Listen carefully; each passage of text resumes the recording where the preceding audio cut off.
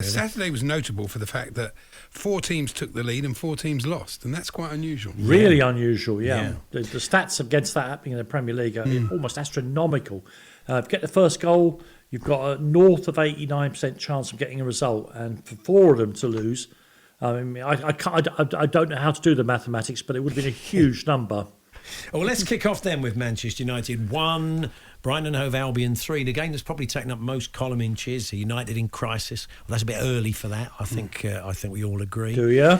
Well, I mean, the stick to beat them with has been every newspaper has come up with this table of the 11 United put out cost 316.9 million, and the 11 that Brighton put out, including lots of changes because of Europe and injuries, a mere 18.2 million, and they played them off the park. It's about culture, though. We heard Brighton talking after the game, their players, about the culture of the club there, about how good it is. And with United, it's the opposite of that, and that predates Ten Hag. Yes. So it doesn't matter, as we'll come to later, it doesn't matter what you spend. It's about the culture of the club and the way the players are with the manager. Often the culture is shaped by the amount you do spend, though. You know, if you are Brighton, you have to be canny like that, and they are brilliantly canny. But Danny, yes, Ten Hag out for you, I think is a bit early. It is, of course it is, but the story on the back pages of the newspapers you're referring to there is not the story, is it? The story is not Manchester United. We are through the looking glass here with how good Brighton are. Sure. 3-1 win. Brighton won 3-1 at Old Trafford. Think about that. They were lucky, Manchester United, to get away with 3-1. Just chances later on that Ansu Fati and Mitoma missed. It could have been any scoreline. And we think about the resources of the two clubs.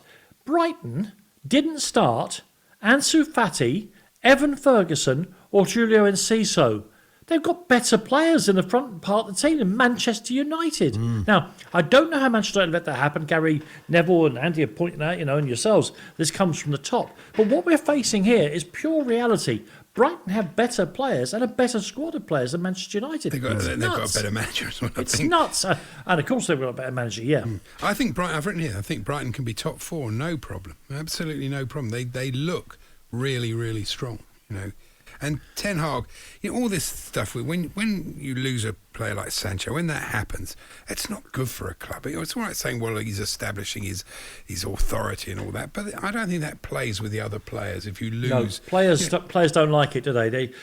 They just don't like the dirty washing being exposed in public, because you know what they're human beings. They just think, be me next, if I ain't careful, be me next.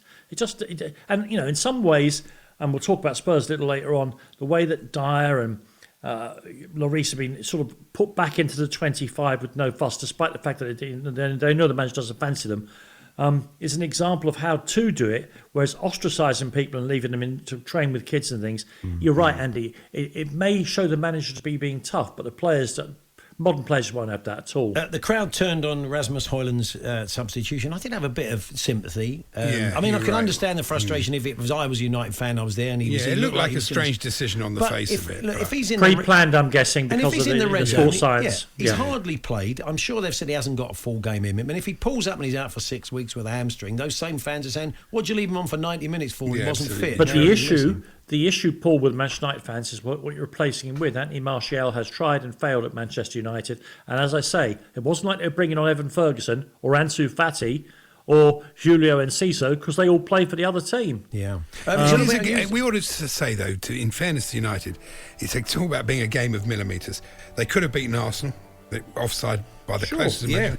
The goal that Højlund scored would have changed the game. Again, that was millimetres out.